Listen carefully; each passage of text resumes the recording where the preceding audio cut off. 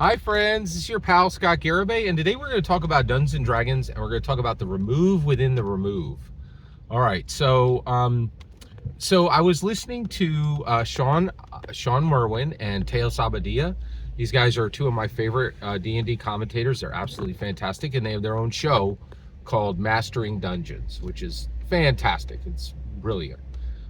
So they had a question that was they take questions from their community, and like from their Patreon community, or there's different ways you can send questions to them, and then they pick a few and they answer them.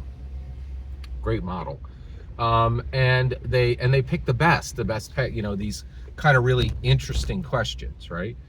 And so one of the questions was, is our hex crawl, our dungeon crawls dead in Dungeons and Dragons 5th edition?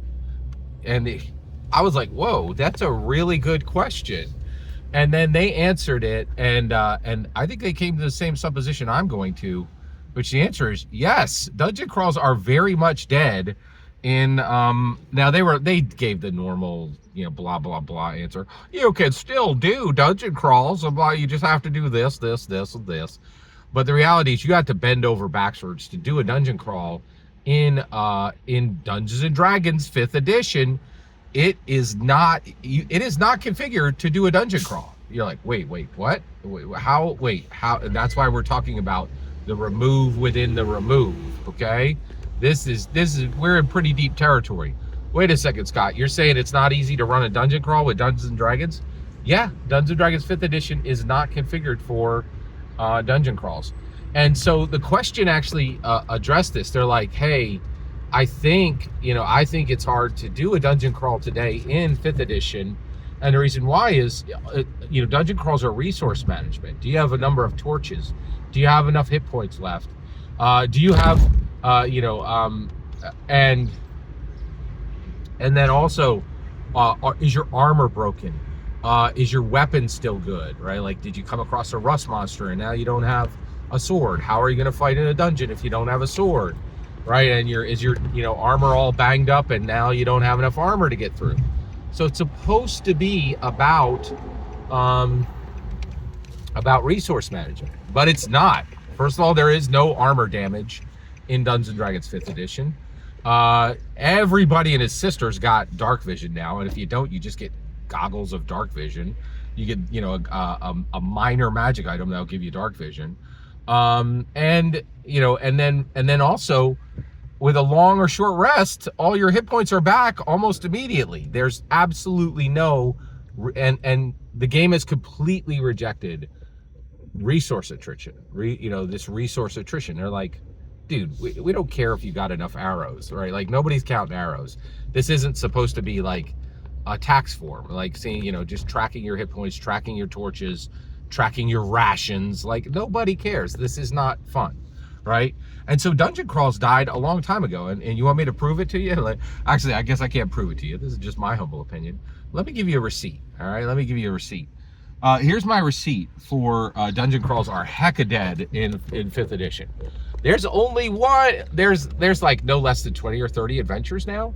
Only one of them is a dungeon crawl, and that's literally Waterdeep Dungeon of the Mad Mage. Every single other adventure happens in cities, happens in plains, happens outside of a dungeon, right? Like, and what's also interesting is now all the old grognards are like, oh, please, can I pretend it's 1984 and I haven't grown? I would like to not grow. Right, and I think it's so fascinating, because I think what's really brilliant is that this question really exposes why grognards do what they do. Excuse me, it's hot out today. So one of the reasons why they do what they do is they're using that, like, so I'm here and I'm telling you, hey, Dungeons and Dragons is a human improvement engine. Literally the entire point of doing Dungeons and Dragons is to improve yourself as a person, right? And then grognards are like, no, we all need to be playing 1984 or a book that copies 1984, because God forbid I grow in any way. I don't really want to grow intellectually, emotionally, or spiritually. And if I have to play D&D 5e, oh my goodness, I might have to actually wonder if that alignment question is about me. Am I an evil person because I want every single thing in the world to never change? Yeah, you are. Like, yes, yeah. OSR is extremely destructive. Yes, it's an evil practice in my humble opinion. Yeah, yeah. There's your answer. Like, and so the answer is yes. Dungeons and Dragons has massively moved on from the dungeon crawl. It doesn't deal with it anymore. It deals with an array of worlds, right? And with non-player characters, and with robust dynamic environments. It's not like, oh, here's a 10 by 10 room and it's all flat. The walls are the same as the floor. The ceiling is the same as that. Maybe there's a secret trap. Like people are like, no, man, like it's not 1984. It's 20, we just finished 2024. 50 years have passed. We're doing something different now. Catch up, right? And so that's where we are today, right? But the ramifications of this are massive, right? Because if you are paying attention, wait a second, Scott. Wait. You just said that Dungeons and Dragons doesn't run dungeons well. That's correct. That is absolutely correct, right? Dungeons and Dragons 5th edition does not run dungeons well. It doesn't even tolerate them, right? It is like, are you still playing that crap?